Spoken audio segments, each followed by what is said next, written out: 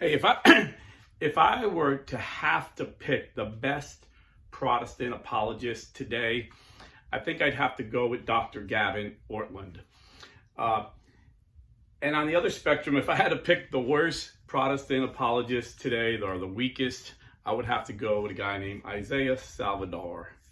And I recently made a video about him. Are Catholics and Christians the same? And that's about a few weeks ago. And in it, I told you that I had gotten an email from a subscriber who said he described himself as a non-denominational Christian who's interested in the truth. He wants to see, find out true Christianity, the ancient church. And he said, I heard this guy, and a lot of the stuff he doesn't sound like what the Catholic Church really teaches. So could you, let me know about this? So I said, brother, I watched the video, and he is the most ignorant, and I say this with all due respect, and I'll tell you in a minute why this is not a diss. He's the most ignorant Christian when it comes to what Catholics believe. And not only does he not know what Catholics believe, he doesn't even know what his own faith tradition really believes. So, and again, it's not a diss. When I was a Protestant Christian for 30 years, as I grew in my faith, I started studying high-level Protestant apologetics, guys like Dr. James White, Dr. Ron Rhodes, Norman Geisler, guys on that level, PhD level apologetics. But when I was a young Christian, like Isaiah is, he just started following Christ in 2011. When I was a young Christian, I read Jack Chick, and I was converting Catholics by telling them what Jack Chick told me Catholics believe.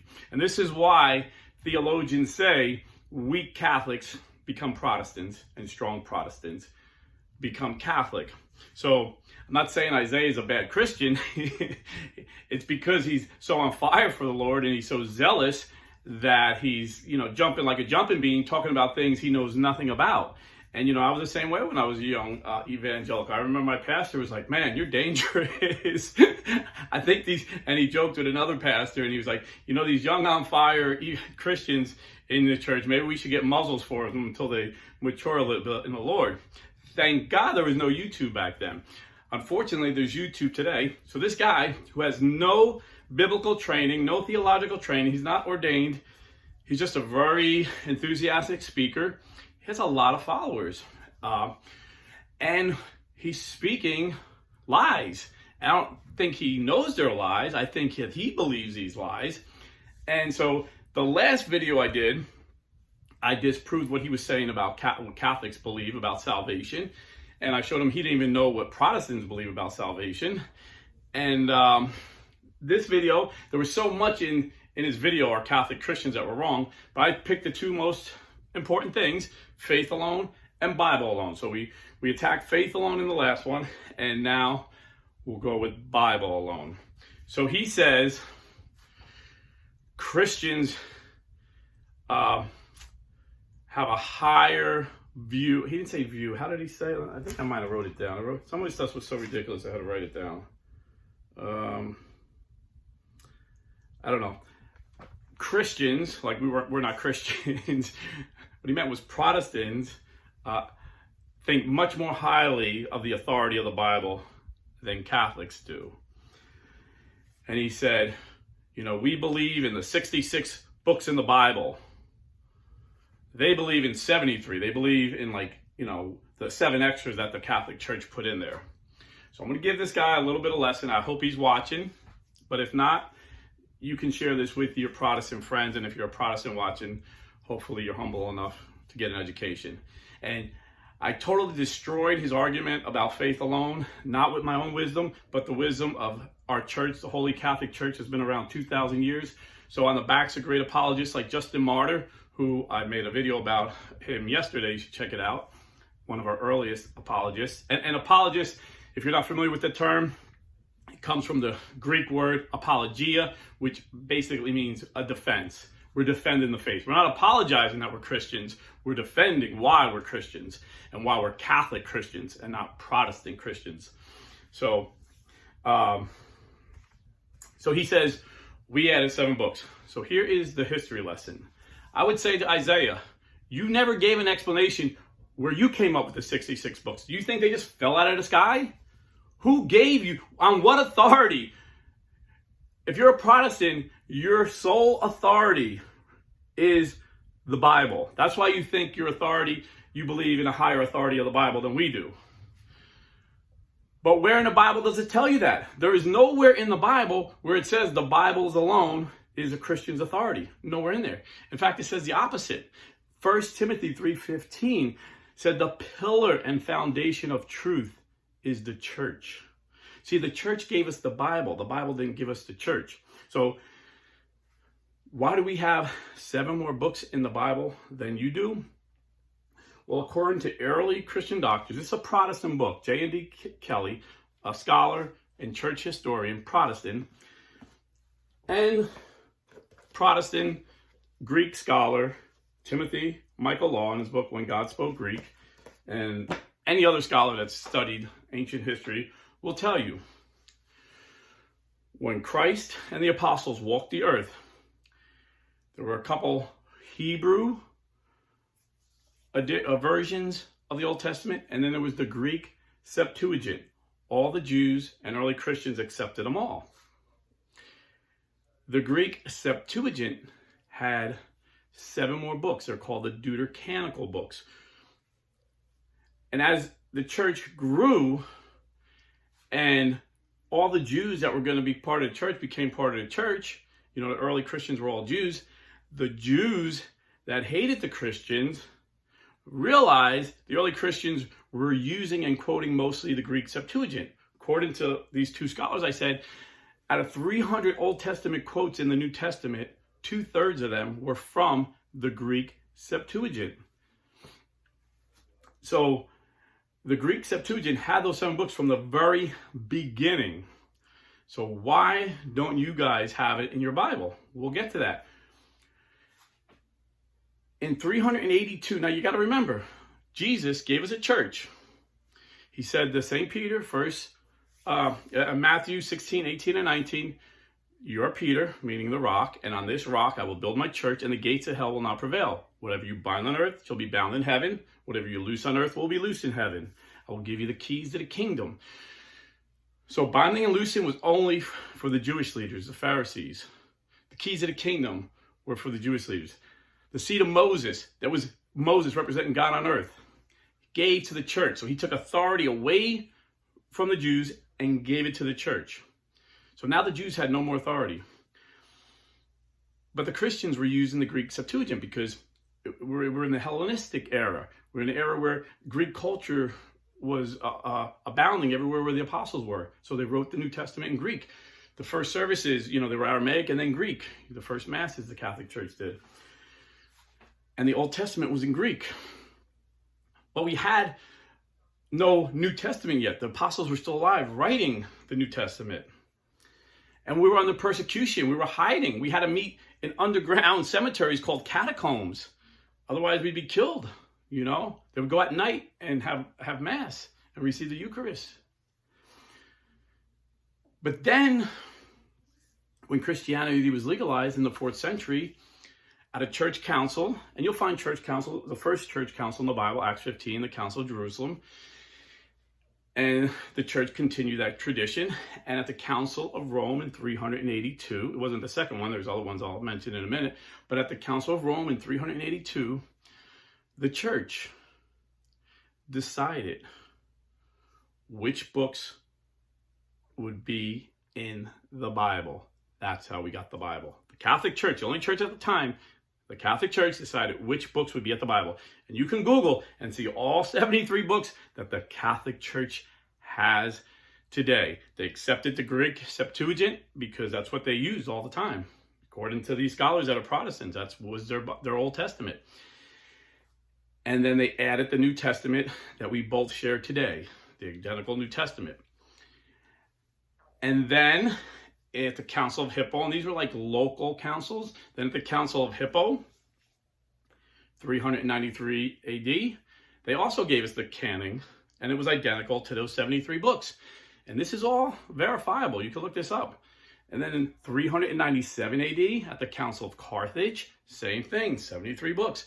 Then at the Council of Carthage, 419, same thing, 73 books. Then the Council of Florence in the 15th century, same thing, 73 books.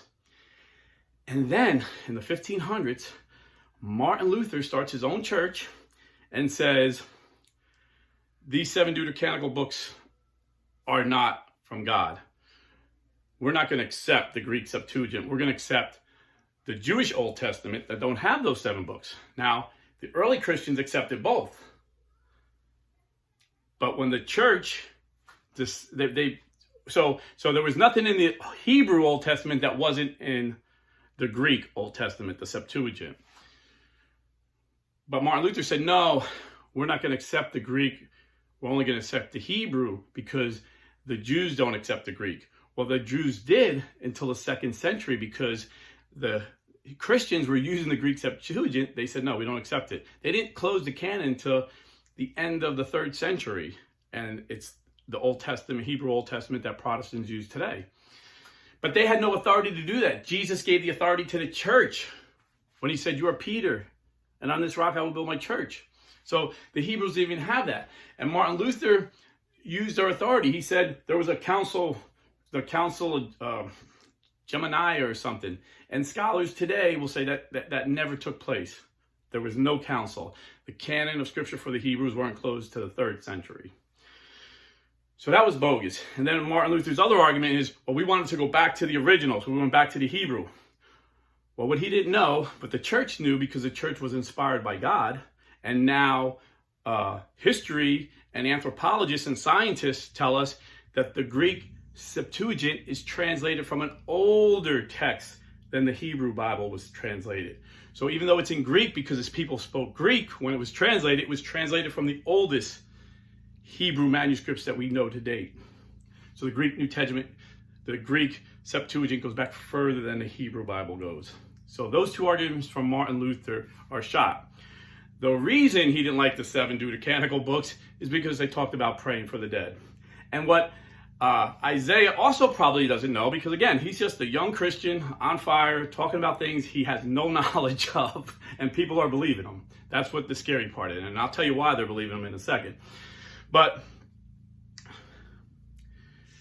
lost my train of thought. So what Isaiah probably doesn't know is Martin Luther also said the book of Revelations, the book of James, the book of Jude, and the book of Hebrews is not inspired by God. And when he translated the Bible, he put them at the end and said, up to this point, we were talking about inspired books of the Bible. These books shouldn't even be included. They shouldn't even be included. He thought they were equal to the 7 books that he took out of the Old Testament. And what reason did he give? Well, because the book of Revelations talks about the saints and angels praying for us in heaven, and he was against that. Revelations 8:3 and 5:8, several other places in Revelations you see this. Hebrews, they talked about a great cloud of witnesses, the saints in heaven cheering us on. He didn't like that. James was obvious. You've seen last week about faith alone, where I proved nowhere in the Bible does it say we're justified by faith alone, but James 2:24 actually says we are not justified by faith alone. So that's why he got rid of James. And then Jude, I believe he got rid of it because he said it was just a copy of 1 Peter. It wasn't authentic. But the church knew way back at 382 at the Council of Rome that all those New Testament books were inspired by God. How did they know? And how do you Protestants know they are? How do you know? There's nowhere in the Bible where it says these books belong in the Bible. The church, the Catholic Church, had to decide with the authority given to Peter and the apostles, with the authority given them by God, they had to decide. And how did they decide? Through sacred tradition. Apostolic tradition, because the apostles passed it down to the bishops they ordained, to the bishops they ordained, to the bishops, and based on sacred apostolic tradition, the church decided which books should. They already knew the Deuterocanonical. There wasn't even a question. There was no argument. There were several books that people thought should be included in the New Testament, like the letters of Saint Ignatius of Antioch. He was discipled by the Apostle John. Polycarp, who was discipled by John as well. Clement, who I believe St. Peter discipled. So there were good books that were authentically written by who they knew who they were written by.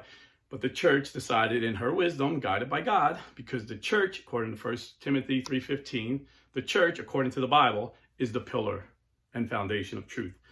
So the church decided, no, these are good holy books, but they're not inspired by God. They should not be included in the canon of the Bible.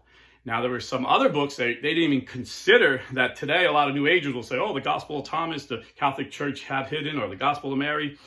But science has proven that these books were frauds. They were written decades or centuries after Thomas died, and the Gospel of Mary after Mary died. They were frauds. The church didn't even consider it. How did the church know they were fakes? Based on sacred tradition. They didn't even consider those books, and the church was right. So if you're a Protestant, even if you believe for 1,500 years the church made a mistake and was reading 7 books, God allowed the church to read 7 books that weren't in there. How do you know the 66 that Martin Luther said are good should be in there? Well, on what authority? Your only authority is the Bible. But the Catholic Church is right, because the Catholic Church has the authority from God. Jesus gave it to Peter and the apostles, and they passed it down. St. Irenaeus in the 2nd century said, if you say you're a bishop, you need to prove your apostolic succession. So Irenaeus proved, I was ordained by Polycarp, who was thrown in the lions, who was ordained by the Apostle John. And to this day, the Catholic Church, my bishop in my diocese in Orlando, Florida, can prove that he was ordained by a guy who was ordained by a guy who was ordained, and eventually it leads to one of the bishops, one of the apostles. This is what we call apostolic succession. So yes, the Bible is not our only authority. We have the apostolic succession, the magisterium, the leaders of the church that can prove, they have to prove their apostolic succession. They just can't say, oh, I want to start a church like Isaiah's church, I think it's called Life Song, was started in 2008. So my bishop can trace his heritage back to the apostles. Isaiah could trace his pastor back to 2008. Him and his wife started a church. I forget their names. I said it in the last video, but a husband and wife, that's the new thing in Protestantism. Husband and wife start a church, So that's our authority. And then like Steve Ray said, the Catholic Church has a 3-legged stool. So we have the Bible as our authority. We have the magisterium that decided which books would be in the Bible. And we have sacred tradition holding this all together. He described it like a playground. And the fence is sacred tradition and the magisterium. And then we're free to read the Bible and learn from the Bible in the safety of this playground. So if you're a Protestant, I just want to make sure I don't forget nothing, you have to tell me how you know those 66 books are from God and the 73 books we say are from God are not. You can't. You have no leg. You're on a one-legged stool. It's going to keep, every time you stand it up, it's going to keep falling over. Because there's nowhere in the Bible does it say our sole authority is the Bible. Bible alone is how we decide things. And there's nowhere in the Bible where it tells you which books would be in the Bible. The church told us which books would be in the Bible. So again, Isaiah, I love you, man, but you need to learn what you're talking about. And what's dangerous, like I said, I was at a high level of apologetics by the time I became a Catholic, but I was at Isaiah's level. And thank God there wasn't YouTube when I was as ignorant as Isaiah was. And I say that in a loving way. Your zeal and your love for God is making you go out and talk. I can see that in you. I had it in me. I know exactly why. But right now, there's an evangelical exodus. Guys like you and me that actually learn the truth, get deep in the scripture, get deep into history. There's an evangelical exodus. And I get nothing for this, except that I want to share the truth with you, my brother. Douglas Beaumont, a theologian, was one of the top Protestant apologists that I used to follow, became Catholic, and he wrote this book. And the foreword is by Francis J. Beckwith. I have both these gentlemen on Blue Collar and a Scholar.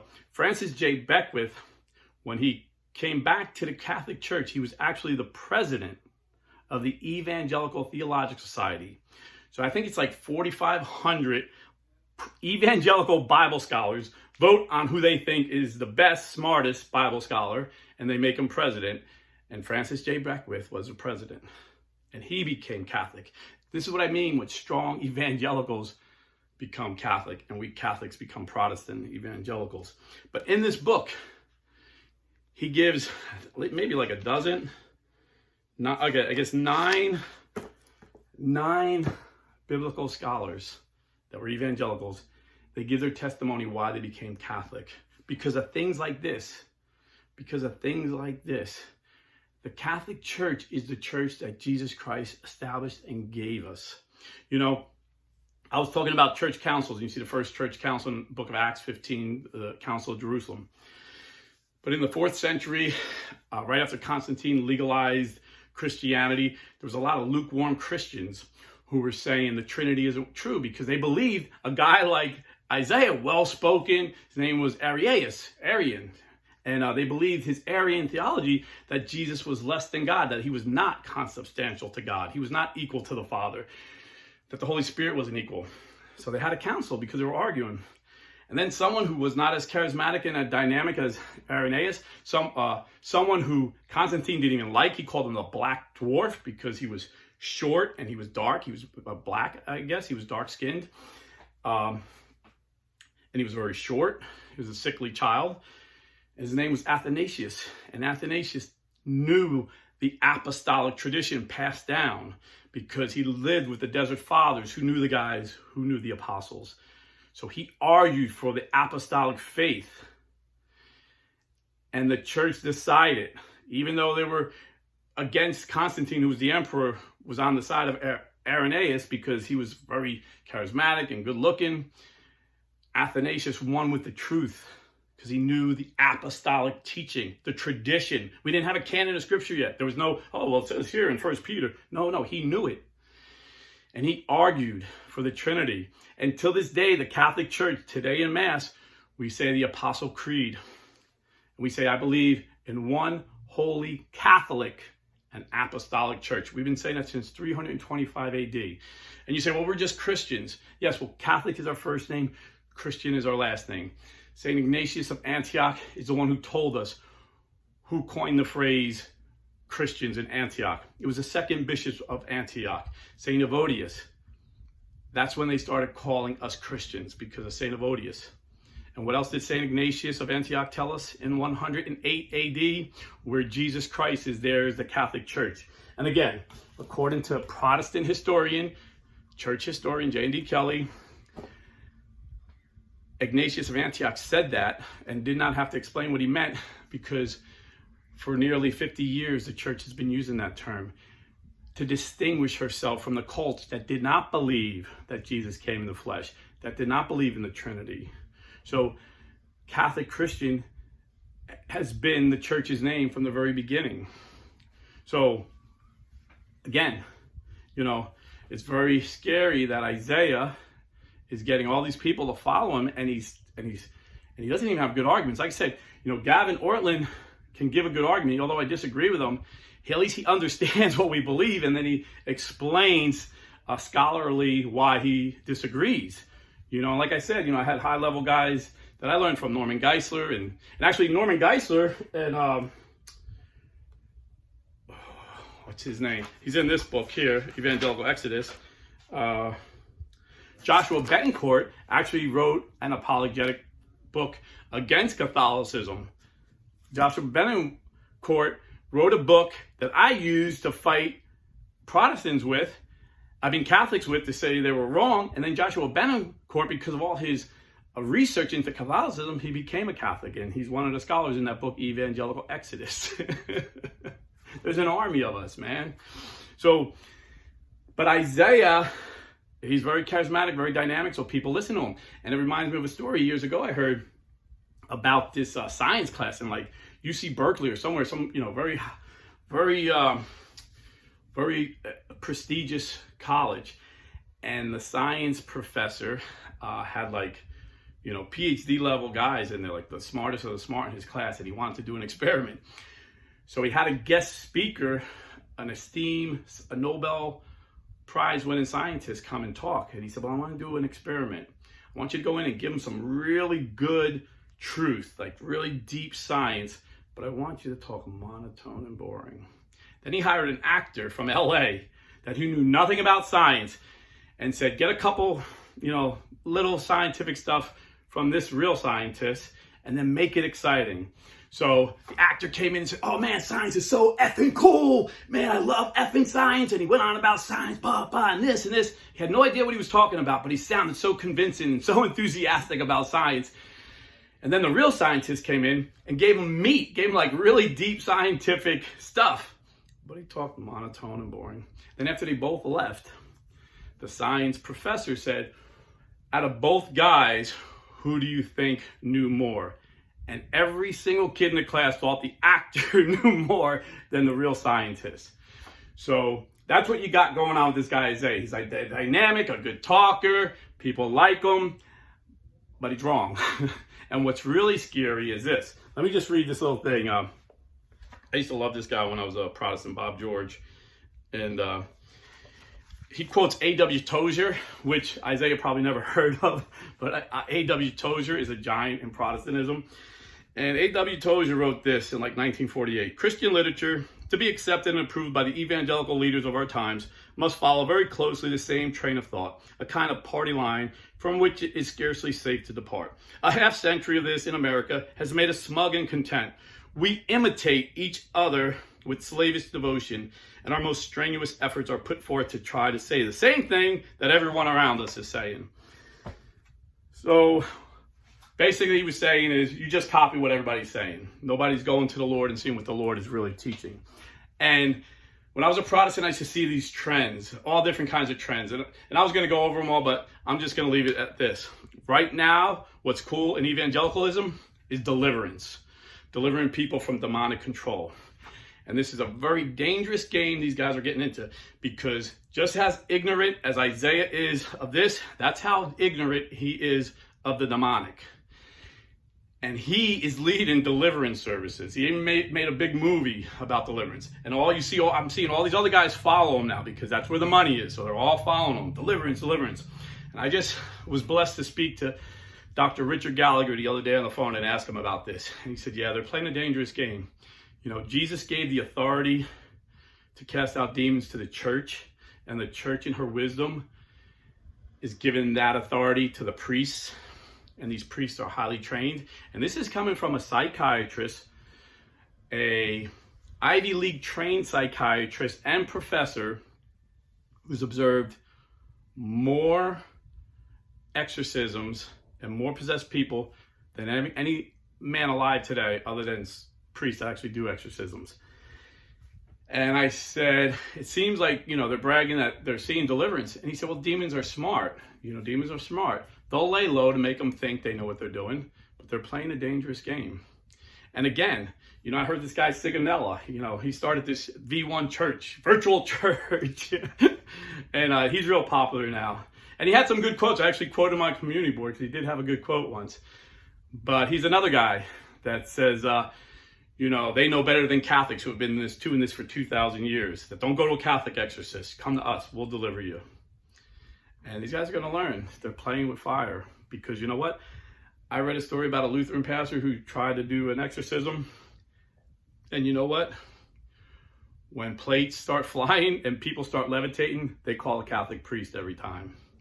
And I've interviewed a Catholic priest who's seen a man levitate, speak 7 languages at the same time. I've interviewed Dr. Richard Gallagher, who observed people that were getting oppressed, literally punched by the devil and bruises. It's nothing to play with. I don't know what's more dangerous, that you lie about the Catholic Church unwittingly because you believe these lies and you're leading Catholics that are weak into Protestantism, or you're trying to get demon-possessed people delivered, and you're going to put them in worse trouble than they're in. And the Catholic Church has been doing this for a long time, and they know a lot of people have mental illness that think they're possessed. That's why they have psychiatrists like Dr. Richard Gallagher, who's a skeptic, who wasn't even a believer in the demonic until he's seen it with his own eyes, to rule out medical problems, psychological problems. The Catholic Church don't just take your word for it and do an exorcism like these guys. You know, like they have a movie theater, you know, you pay your fee to get in and you get delivered from the demons. This is ridiculous. And this is what these guys are doing. Isaiah's doing it. This guy Sigonelli's doing it. You got that other con artist who divorced his wife and married a secretary. I forget his name offhand.